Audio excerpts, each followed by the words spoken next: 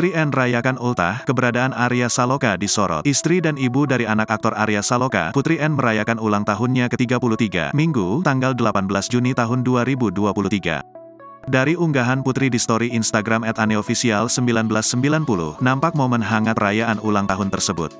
Ia terlihat dikelilingi oleh kerabat dan teman terdekatnya. Namun sosok sang suami, Arya Saloka justru tak nampak dari sederet unggahan dari momen tersebut. Selain itu, Putri N juga nampak tak lagi mengenakan hijabnya di acara tersebut. Terlihat dari beberapa potretnya, Putri N memilih memakai setelan serba putih dengan crop top yang memperlihatkan tubuhnya dan dipadu-padankan blazer panjang. Menilik akun Instagram Arya Saloka, ayah satu anak ini juga tak membagikan postingan untuk ulang tahun sang istri. Sebelumnya, Arya sendiri sempat dikabarkan miliki hubungan spesial di belakang Putri N dengan lawan mainnya di sinetron yakni Amanda Manopo.